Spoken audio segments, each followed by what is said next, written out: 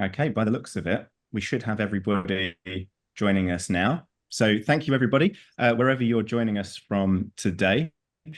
My name is Chris Softley. I'm the Enrolment Manager for the UK region with Ducere Business School. And today we're going to be having a look at the Executive MBA with the University of East London. So if we just move over onto the next slide, I'll introduce who's joining me. So I'm going to be joined by my US counterpart, Steve Gutierrez. Hello. We're here to answer any questions you have regarding the course. There's Steve. Say hello. Hello. And I'm also joined by Juan Carlos Ravena from our academic faculty. So today we're going to be having a look over the partnership between the University of East London and Ducere Global Business School. We'll recap on the course overview. Now, many of you joining us today will have already spoken to an enrolment advisor or had a look through the brochure for the course. So we'll do a quick recap on there as to what's included in the 12-month program. I'll then pass over to Juan Carlos to provide a little bit more insight from the academic perspective. And of course, we'll recap on the application deadlines for our upcoming September intake. So let's have a look first at the partnership between Ducere and the University of East London. So if we move on to the next slide, please. Ducere works with a number of universities around the world. There are three key principles to a Ducere program. It's that it's 100% online, so it's all remote learning. Secondly, it's entirely coursework based. There are no exams. And then finally, with the assessments and the coursework that you'll write, these programs are built around the principles of applied learning. So you can, for the most part, write from your perspective about the industry that you're in, bringing in case studies that are relevant to the assignments that you are writing. So it's a much more practical approach. And that's where we differ from some of the more traditional campus-based programs that exist out there. At postgraduate level, we have thought about individuals that are coming into these programs with a huge amount of professional experience, and we've built this particular program with you guys in mind. So with that, let's have a look at the course structure. Now, across 12 months, the Executive MBA will cover 5 core subjects plus a group project. Now, each of these modules will run in 7-week blocks. So you'll do 7 weeks on with all students starting on the same day. Within that 7-week period, you'll have 2 assignments that are set for you. And then after a module, you take a week off before moving on to the next module. And that'll be your schedule throughout the 12 months of the course. Now, those 5 modules are up on screen here, looking at business strategy, leadership, finance, marketing, and digital transformation. It's the core pillars of modern business, regardless of the sector that you're coming in from. And we do have students joining us from many different industries, whether it's hospitality or it's retail or it's natural resources. Because of the applied learning nature of the assessments and the fact that you can write from your perspective, that gives you the ability across all of these sectors to apply that directly to these subject areas, but in relation to what makes sense to you within the business that you're working for. Now, as you move into the final term, that's where the group project will take place. Now, with that, we'll break you up into small groups. And then instead of having a dissertation or final exams, what we'll have you work on is a project that's been supplied by one of our partners. We work with real businesses. We've had partnerships in the past with Aston Martin, KPMG, the UN, to name a few. And we'll have you work on a real world problem that organization is facing. And so with that, alongside your fellow students, you're going to look at reports, presentations, and ultimately come up with solutions for these businesses. So again, it's a very practical approach. And when you combine that with the work that you'll do across the 5 modules, we know that our students will leave with a fantastic underpinning, an academic underpinning and foundation to all of the future strategic decisions that they will make. So there's the subjects and the layout of the course. We shall move on over now to provide a little bit more in-depth information about how each of the classes are run. I'll pass over to my colleague Juan Carlos from the academic faculty. Thank you very much, Chris. So the academics is very much like Chris said, it's meant to be a mixture of the rigor of an academic classroom, but also with practical application. The goal here is to make sure that the lessons that you are learning are lessons that are going to be applied as quickly as possible to your professional life and will give you that double benefit. So when we consider the question of assignments, it's great studying New Coke in the 1980s and the rise and fall of Eastman Kodak. Those are all fun companies and used to be great stock investments. Actually, Coke still is. But disclaimer, I am not a financial advisor.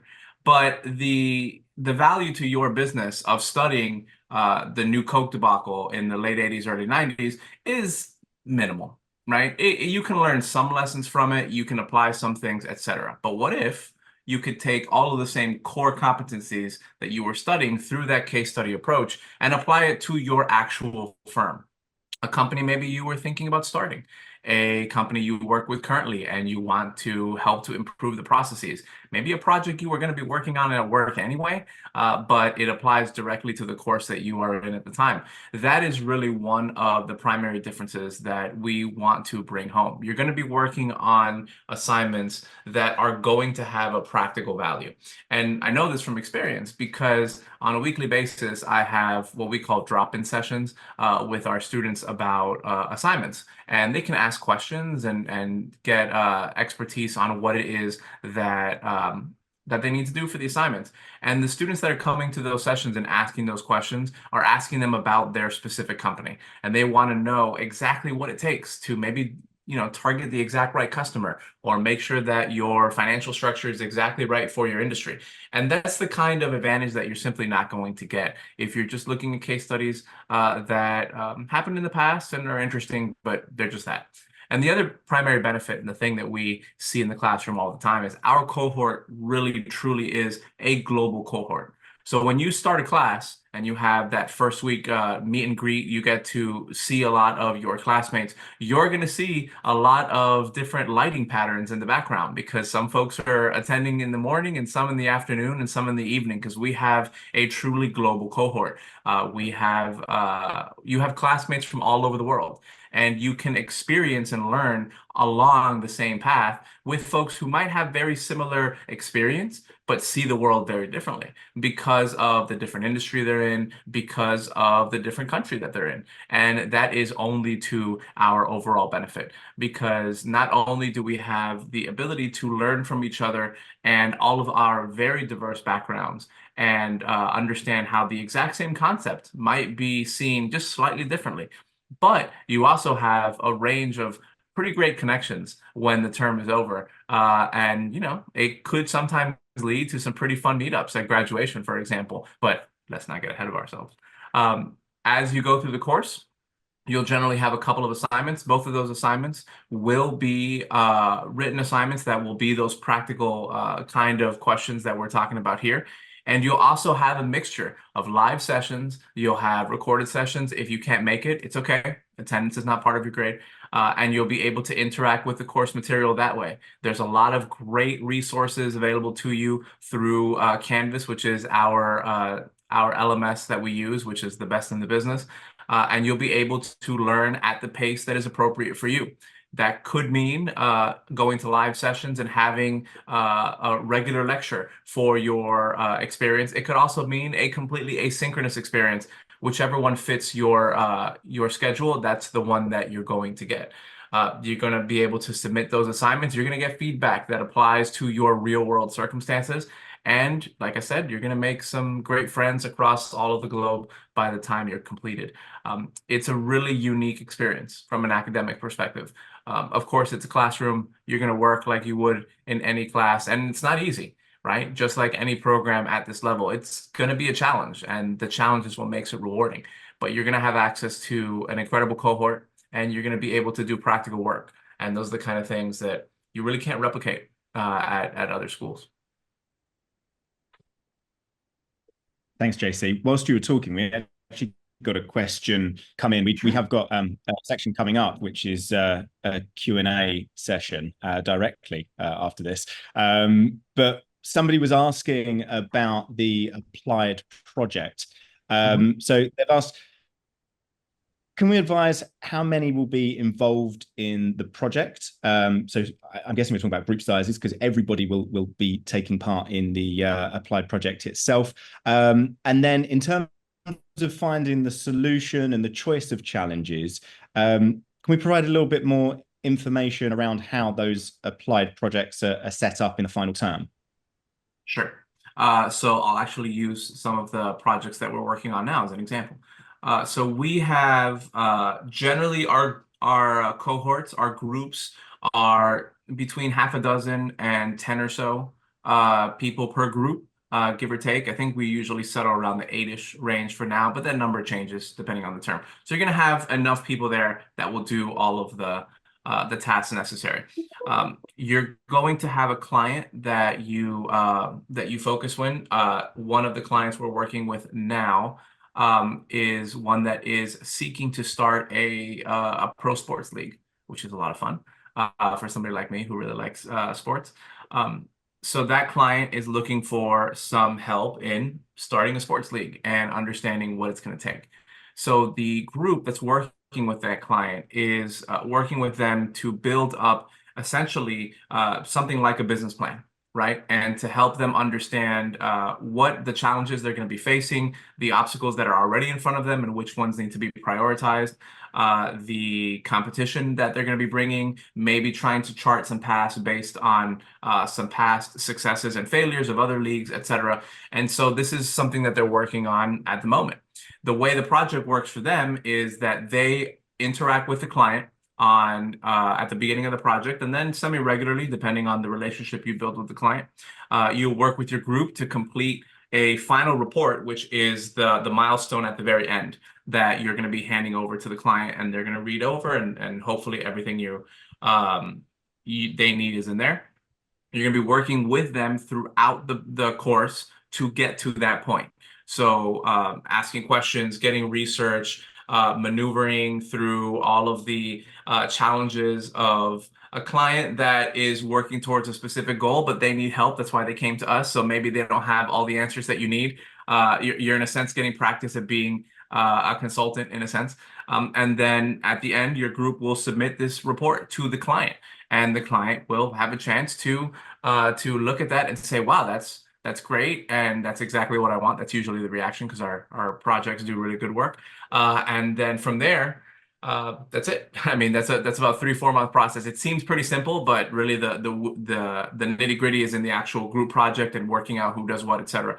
And you know, the upshot of it all is actually there is the occasional project, including one that I was meeting with yesterday with a group, who things go so well for them that they actually form a relationship with the client after the project is over. And they sometimes seek to, hey, maybe we can help you out in the future. Maybe, you know, we just want to be fans, whatever the case may be. Of course, I always strongly advise them that at that point, they need to come up with something formal because you have your grade. And once you have your grade, we have concluded the role of the course, right?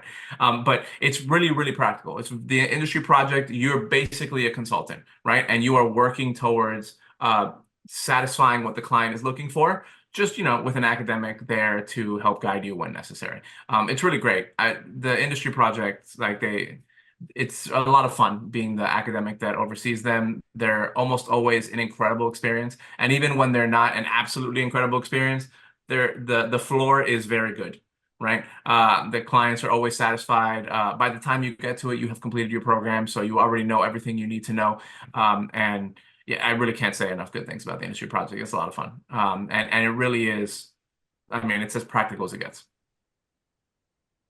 And thank you, JC. And actually, a lot of the feedback that we get from our graduates is that that's the part that they enjoy the most, actually. You know, for many people, being able to have an opportunity to look outside of their sector, but still actually apply something in the real world, you know, something that can actually make a difference for that company.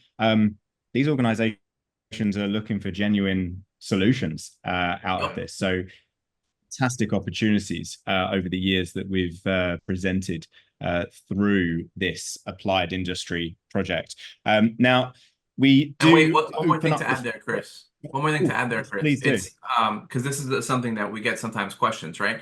It's students do get to reach out outside of their industry, but you're still using your skill set, which you're building on, right? And you see that always in the first 2 weeks of the project, where students will sort themselves based on what their skill set is, right? So the folks that they feel they're good at marketing, that's what they're going to do in the report, right? The folks that are good at research, et cetera. So you get to exit the comfort zone of your industry and learn something about a new industry while still being able to apply your skill set in the strongest way possible. Yeah, and that's really important as well, knowing that individuals will be able to excel at these areas as well. So any kind of imposter syndrome that might come into play with all of this, I think that that's something that is maybe a little bit comforting, knowing that that can still be used within that project itself. So we have got some more questions that have come in on the next slide, which just introduces the Q&A session. We've also got the intake deadlines on here for those that are joining us in September. If you've not yet submitted your application, here's a couple of key dates for you to look out for. If you're coming in through student finance routes, whether that's through things like the UK government postgraduate student loan scheme or things like Sally May over in the US, your deadline is the 9th of August for your applications for this course. If you are coming in, and apologies, there's an error on here. It should say self-funding plans under there. Then that would be the 16th of August that you would need to apply by. Please do reach out to an enrolment advisor if you have any further questions around the application process that aren't covered in this section here, and we will gladly assist you through to enrolment onto the course. So as we've been speaking, we've got some questions coming up, which we'll try and answer. Whilst we're going through all of these, if there are any more questions, please, this is your opportunity to get them over to us. So open up the little box. If you hover around the bottom of the Zoom window, you'll see a little Q&A session, and you can post your questions in there, and hopefully we'll have time to cover all of these off. So first, to start with, we've got a question asking about extensions and things like holidays that might be planned and the impact that could well have. Now, we do have the ability to grant extensions through this course for many of the modules. Juan Carlos, can you sort of explain maybe a little bit more about the process with that? I know that the students would need to reach out to the support team as well as the academics on this. Just a little bit more context around what extensions look like, and maybe the impact as well. The extensions and maybe anyone that had to resubmit work. Let's kind of include that within the answer for this as well. So for extensions, we have a there's allowance made for exigent circumstances. So, you know, if somebody becomes ill, if somebody has a death in the family, some kind of, you know, emergency situation, the support team is very good at working with students to find a deadline where you can still get your work submitted, but work around the reality of your life circumstances at that time. So that's usually no problem. It's pretty standard fare. You know, you have a circumstance that you have to deal with. There's paperwork involved because it's academia and there's always paperwork. But, you know, that's a pretty straightforward process, to be quite honest. When it comes to something like a holiday, if it's pre-planned, then we can generally try to work around it. Once the class starts, you have access to what we call the assignment briefs, which is basically the requirements in writing of what is expected of you for each of the two assignments. And also you have all of the Canvas material, like the written material, all of those resources, etc. That's immediately available to you day one. So actually technically it's like day negative two. You get access to it a couple of days before the course starts. So that'll be available ready to you, and there's never any penalty for submitting things early. So generally there's the ability to work with a student who, let's say the second assignment is due at the end of the class. You know that you're going to be on holiday those last couple of weeks. It's been planned forever. We can work with you to try to make sure that it's submitted way before the deadline. There's no late penalty. There's no issue, and you should be okay. And if for whatever reason you're traveling, because this is not an uncommon circumstance where students are traveling for work during the class, they said, hey, I'm not going to be able to attend the live session. It's okay. It's recorded. You can catch it anytime you want. You can pop in whenever you get back, and you can watch the session, and the material will be just as available to you then as it was the day it was live. So it's not, I know students sometimes they see the live sessions and they think, oh, if I miss it, I'm in a bad way, because that's the education system that you grew up with. And, we were all there, so we understand. But we really want to stress that the sessions are made available to you to consume in whatever way you feel is best. So you don't have to watch it live if that doesn't work for your schedule. So circling back, exigent circumstances are pretty straightforward. The support team has a very detailed process for that. You just have to say, hey, this is my problem, work with you, and we'll find a deadline that works for you as long as it's within the scope of the course, of course. And then sometimes there's even more significant issues that we have to deal with. But the chances are very, very good that whatever your exigent circumstance is, we've seen it before. So don't worry, the support team will be there to walk with you the entire way, as will the academics. For holiday, it's a little bit different, of course, because we would not treat a holiday the same way we would treat somebody who was admitted to hospital, for example, right? And everybody agrees with that. But we still will work with you to the best of our ability to make sure that you have the ability to both take your holiday and to get your work completed. Perfect. And then let's say somebody submitted their assignments and it's not quite hit the mark. What happens in terms of, how long does it take to generally see the feedback and the marks for that piece of coursework, and then maybe resubmitting? And what are the implications around any of the resubmitted work? Is there a cap on the marks at that point? If you could just explain sort of how that works as well. So the great thing about this partnership is it offers students an opportunity to be able to have a little bit of a safety net, especially at the beginning, where students might feel a little bit uncomfortable returning to the academic realm from some time away. We try our best as academics to smooth that process, but it's not always perfect, of course. There's always going to be some issues for some students. In our program, there is a process called a resit process. And that's a fancy way of saying do-over. And so the way it works is after a term has ended, if a student fails an assessment, they are given an opportunity to resubmit that assessment with all the feedback that they had received previously from the academic. And they're given that opportunity to try and resubmit that for a higher grade. Now, it's not a free process in the sense that you don't have the ability to say, oh, I got a decent grade, but it wasn't that great. I want to boost it up to the highest possible grade. So it's not exactly that. Of course, there are limits to the marks, so you can pass, but that's it, right? As part of this process, it's really meant for students who struggled with one of the assessments, and so this process happens after the term is over. It gives you the opportunity to go back to an assessment that you struggled on. And try to get it back, because we really want to try and make sure that you're understanding the material. And we understand, as all academics do, that grades and learning are correlated, but not one-to-one, right? So there is going to be that disconnect there sometimes. And especially by the time you finish the class, You usually see students do better on assignment one and assignment two is usually better than assignment one because you've learned, right? You've had the process you've gone through. And sometimes that means that you've already done the learning, but you just want to be able to pass that first assignment. So that process is it's not automatic, because obviously we have to do a lot of work on the back end, the support team especially. But for the students, it's automatic. The term will end. If you have the opportunity to do a resit, you'll get an email and you'll be told this is the new deadline, get it done. You're given usually a good amount of time to incorporate that feedback, and then you'll be able to resubmit just like you submitted the assignment originally. So there is that little bit of a safety net.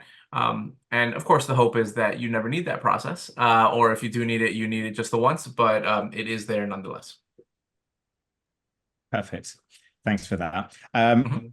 We've got a question about, I suppose, student success really through this program, about kind of the positions that students have achieved 6 months after leaving. Many of our students and graduates will remain, in touch with us as part of the alumni. And whilst I kind of touch on that point, I should add the great benefit of studying with the Ducere and UEL partnership is the fact that you've actually got 2 alumni networks that you're going to have access to. So all of the students that have been through any of the partnerships with Ducere, you're part of that network now.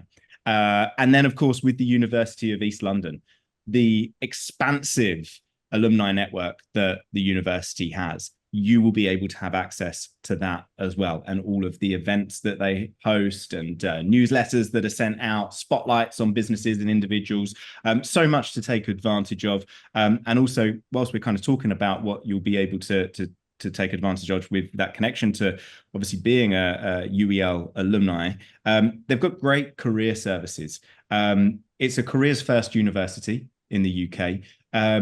And with that, if you were looking for something as simple as getting someone to check over your CV, the university can do that. All the way through to them having incubators for startup businesses on campus, and everything in between. So there's so much that individuals can utilize, and the reason I go into this is because the question is about what can I do really with this qualification? There's so much that can be utilized through the alumni network. Now, I know of a student who graduated with us in January who has been able to access a C-level role just last week off the back of doing this MBA, because he told me when he joined, he had so much professional experience within the industry that he was working in. But as he was applying for new roles, because of the way application processes work these days, he didn't have a degree. So when it came to checking that box, or within the drop down, what's the highest level of education that you've achieved, he was simply dismissed at that point. I can guarantee a human never actually saw his application, didn't check over his CV. Because if you've got 100, 200, God knows how many applications coming in for a role, this is just the reality of the situation.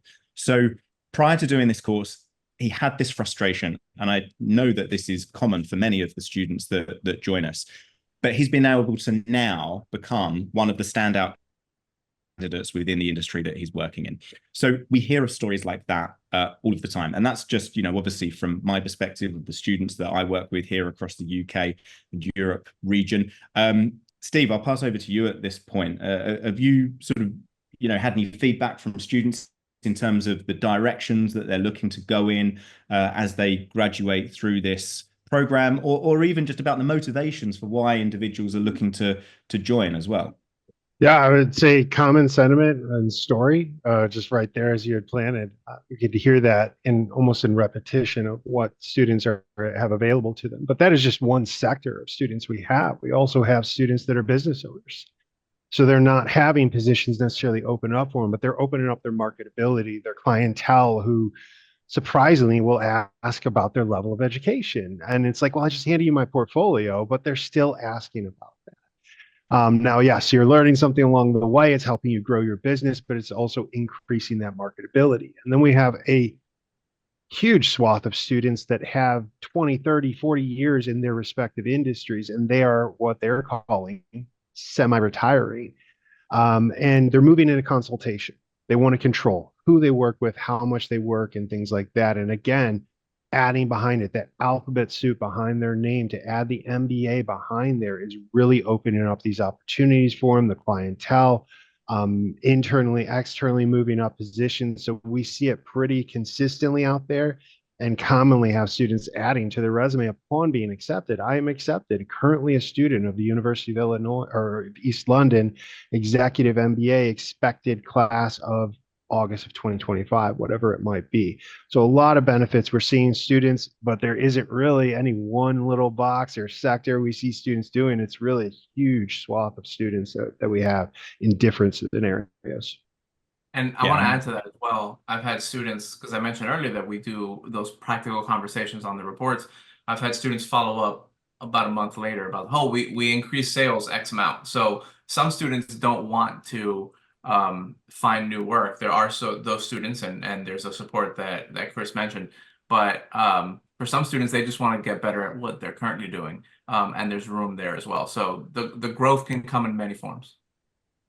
Yeah, so many different motivations coming into the course. And I would say that if it is about trying to find, higher positions, trying to find the return on investment from this program as well, as Steve touched on, start marketing yourself differently straight away.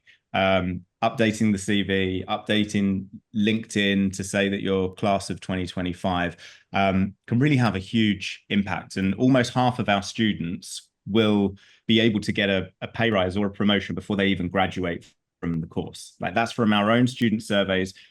We see that this is often the catalyst that the individuals need to further their careers. And that's just a fantastic learning environment to be in as well. So on to the next question. Why is your MBA only 12 months and others are 24 months? Well, I mean, some are even longer than that. When we're looking at the difference between full-time and part-time study, we've designed this full-time program with individuals that work full-time in mind. If you look at some of our competitors, certainly here in the UK, if you went to them saying that you work full-time, they would suggest their part-time study options, and that would then see you complete your MBA in 6 years' time. Now, for most of the students that we work with, that's simply not feasible.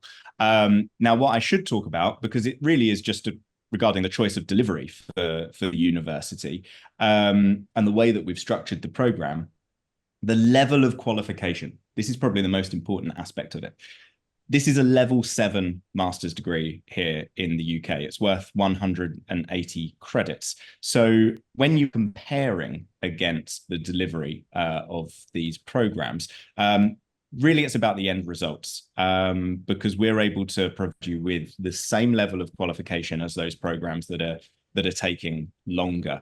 There's a lot to consider, that's out there. Most of the students that are coming to us, as I say, we're looking at real world application of what they're learning, but gaining that qualification in a short period of time as well. To add regarding kind of how we have chosen this delivery method. Yeah, I mean, I would agree to that, but also keep in mind that this is an executive MBA. It's more on the front end aspect of things, but this is a program meant for executive experienced individuals. We are not going back and teaching business 101, things like that you would have done in the undergrad, or I don't have the experience to counteract, these sort of things. So executive programs, which almost every school that offers an MBA offers an executive version of their MBA, are typically shorter. They're taking into account that experience that we require as just a base requirement to get into the program. But again, it's leading into the curriculum being an executive MBA, taking into account that experience that our students are required to have and being able to hit the ground really running and not having to go back and brush up on some certain circumstances because you guys haven't been through this in the real world as of yet. So executive MBAs are typically shorter in the amount of classes, the amount of the length of the program, and something we've done the research on. We've had programs, we've looked at other programs that are 18 months, and you start to see a dip in completion rates. 24 months and above, you see a huge dip in completion rates because the demographic of our students just cannot make that sacrifice from their time, of their family, of their work for that long of a period. But for 12 months, we see students being very successful. 2 months in, they're able to start doing that countdown. In 10 months, I'm going to have my MBA in hand. And see students being able to really make that sacrifice. And we have a very high completion rate. I think about 85 to 90% of our students are completing this program. Yeah, it's very true. We have a very high graduation rate from this program, and the majority of those then passing with distinction, which is the highest level. So that's fantastic for us to see. But I think that that's many times to do with the type of students that we're dealing with and the stage that they're in their lives, and motivations for coming into this program. It all aligns and gives us fantastic results, which is great to see for our students. So moving on to some other questions that have come in over this time. Sort of realistically, what are we looking at in terms of the hours per week for this particular program? I know it can differ because it can be peaks and troughs. There's going to be individuals that are really strong in some areas, and then you've got gaps in their knowledge for the others. What would we say are we kind of hearing about the student experience as an average? Let's try and look at averages across the year. It's a difficult question to answer because the variance is high. There are some students who will even out their flow, and they'll tell you they work a set number of period a week, and there are other students who will they'll really put their nose to the grindstone on the weeks that they have to get assessments completed. But the rest of the time, they're gonna take things a little bit more relaxed.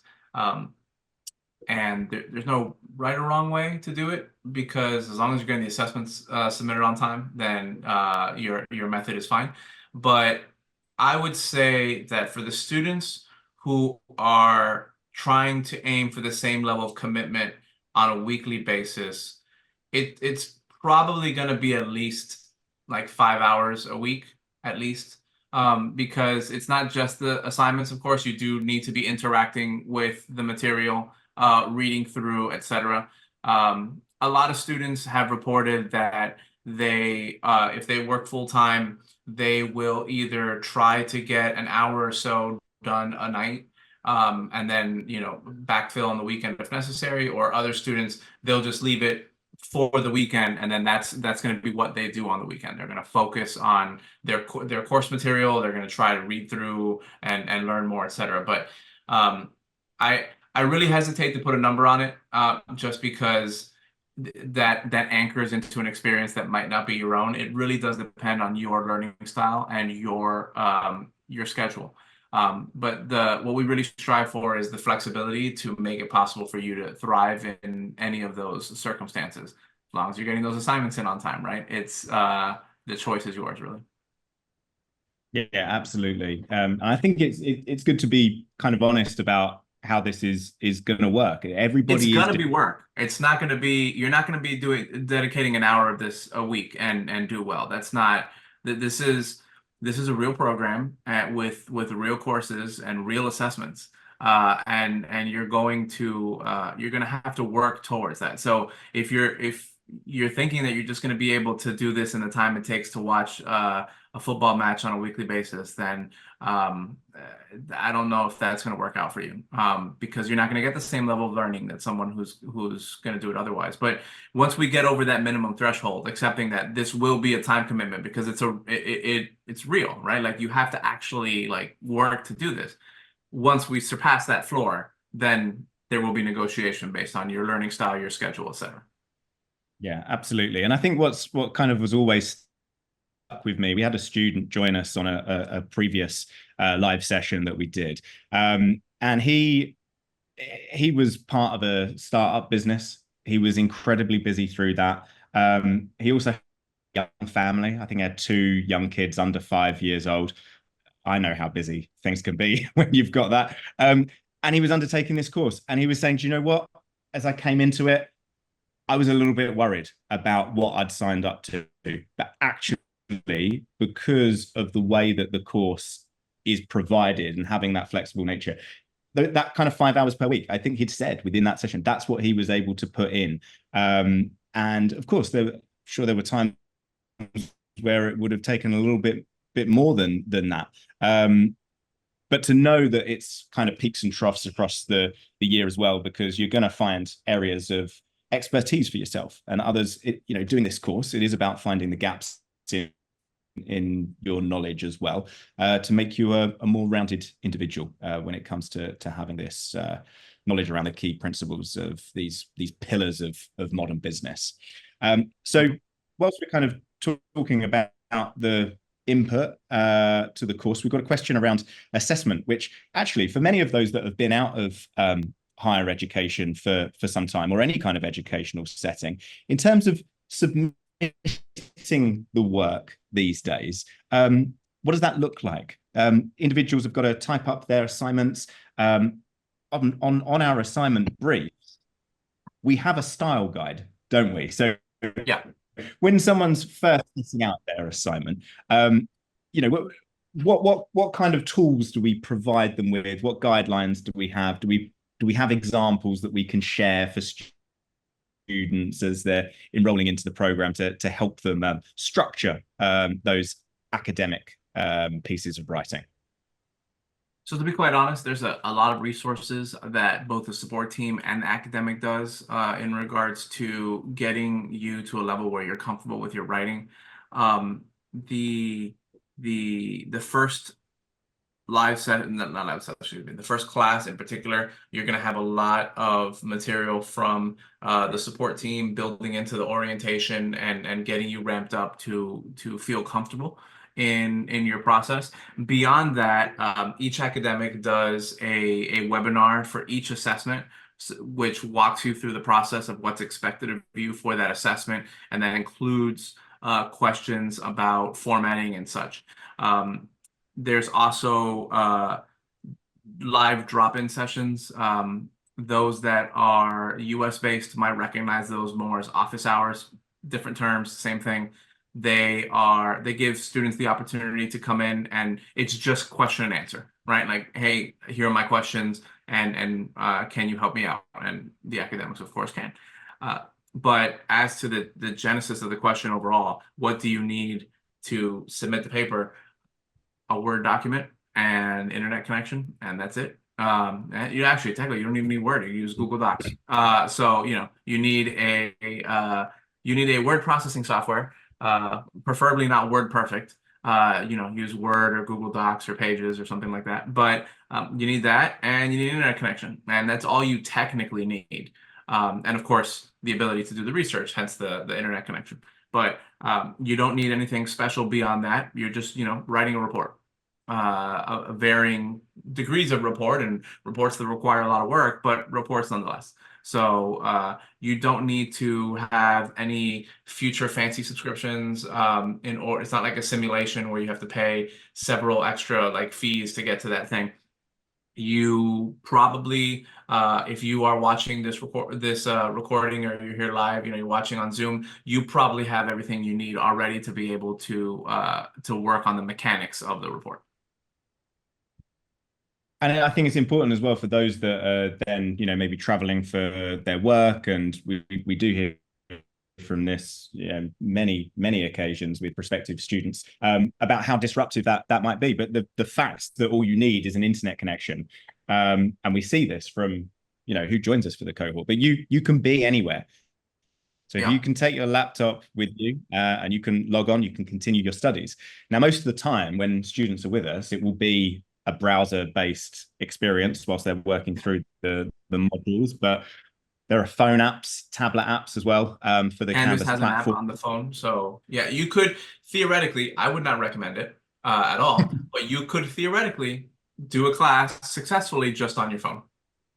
Again, I would not recommend it, but you might strain your eyes a little bit. Yes, you could. Yeah. It's very difficult to read on that small screen after so long, right? But again, it's possible.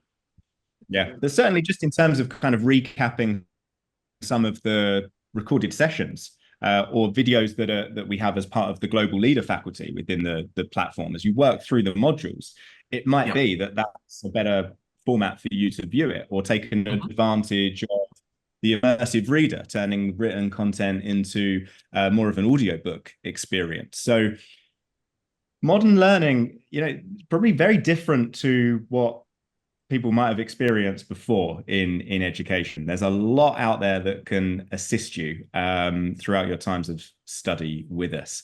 Now, more questions just to answer. I'm conscious of time as well, so we'll try and get through these as quickly as possible. So a couple of questions that I'm going to kind of combine here. Scheduling of lectures, and also the different academics that we get throughout the course. How many times would someone likely see your face, Juan Carlos, across the modules? How many members of the faculty would we typically expect? And what does the scheduling of the live lessons look like? So for the number of academics, there will be a level of variance. It is possible that you'll have the same academic twice, possible, but unlikely. You will likely have a different academic for each individual course, and that'll continue, class, excuse me, and that'll continue to be more likely as time passes. And the reason for that is because each academic has their own specialty. Mine is marketing and management. You would not want me teaching your finance class, to be quite frank. But finance academics, generally, that's their thing, right? Finance, accounting, etc. They don't want to venture out. We in the marketing department like to make fun of our friends in the finance department, but that's neither here nor there. So you're going to see some variance. You might see the same academic over the course of 2 classes, just because there is some overlap in classes. For some things, like I said, I do both marketing and management. So you might see me in marketing communications. You might also see me in digital transformation, but no guarantee. It's very possible that you might complete your course and have a different academic for each class. The industry project, you might see me again in that one. I'm usually one of the academics that does that, so you might see me pop up there. Though that relationship is less like a formal academic and more like an advisor, because of the nature of the role, but let's cross that bridge when we get to it. Don't need to throw too many things at you at once. In regards to the schedule is made generally at the beginning of each term. You will find, when you jump into the class, you will find a course calendar feature in Canvas that will offer you just a list, or technically it's a map, right, or a calendar, right? But it'll give you all of the live sessions and all the key dates, including when the assignments are due, and you'll be able to find them then and there. So you'll be able to click through and join them, etc. So the information will be available to you from the beginning. The reason why we schedule those at the beginning is because we kind of wait to see for each class where the students are located. And then what we do is we try to make sure that all of our time zones in that class are covered. So if we have a class that is a few dozen people, we want to make sure that as many of them have access to live sessions as possible. Usually in this program, that means that live sessions are going to be catered towards a European schedule and an American schedule. Now that is a pretty wide swath, of course, because right now it's 12:51 in the state of Florida, 9:51 in California, and 6:51 p.m. in the United Kingdom, right? So I believe, or 5:51, excuse me. So you can see there quite a wide berth. And so throughout the course, what will usually happen is that when we have a mixture of folks on either side of the pond, that there will be some classes scheduled to be friendly for a European/Eastern audience in the US, other sessions that are scheduled to be friendly to the entire American continent, and then from there, all those sessions are recorded. Now, there are some classes where we have a student base that includes classes, a few students from Africa, a few students from Asia, from Australia, etc. And when those happen, then there will be live sessions that are scheduled to reflect those time zones. But generally speaking, it's been my experience in this program that we have the bulk of students from either side of the Atlantic, and therefore the live sessions will generally, by default at least, be set for those. But there is variance, and the course calendar will always be your one-stop shop to know exactly when the live sessions are occurring. Now, just a follow-up on that question, there's many types of live sessions. We have live tutorials. We have drop-in / office hours, whatever you want to call it. We have meet and greet sessions at the beginning of the term. You can expect the live sessions to be occurring on a pretty regular basis throughout the term. So the hope is that you'll be able to, if you really do want to attend a live one, you'll be able to catch at least a couple in your time zone, regardless of where you are in the world. Thank you. That's quite a comprehensive kind of coverage of what access they have to the academics. We have actually got one more question around that, and that's kind of one-to-one opportunities with academics as well. What's our policy regarding that kind of time? So it really depends on the course, just because of the nature of the assessments. Some classes, there is the necessity for a one-to-one, and there is the ability to coordinate directly with the academic on when those schedules can happen. We do have our those drop-in sessions that I keep mentioning. The reason why I mention them is because they end up being de facto one-on-ones, because usually they're scheduled throughout the term. They are varied in regards to time zones, and usually students pop in one at a time. It's not generally the entire class. So at the very least, every class will have these drop-in Q&A sessions that will be de facto one-on-ones. And then beyond that, the conversations are to be had with the academics directly, just because of the nature of what you're looking for, right? There are some times when a one-on-one is called for and the academic makes themselves available to you and you have that conversation. And that's a possibility. I'm not going to say that it's not. It definitely is. But what I think you'll probably find behind the spirit of that question is that there are enough drop-in and question and answer sessions that probably those will suffice for your schedule. But if for whatever reason there is one of those exigent circumstances where there is the need for that one-to-one, then that's just a conversation to have with the academic, and that conversation can always happen. Perfect. And then as we look towards the end of the course and graduation, we've got a question here about what that looks like. Now, all students will be invited to graduate on campus at the University of East London. So your whole time of study is going to be remote. When it comes to graduation, you will graduate amongst your peers from the School of Business and Law within the University of East London.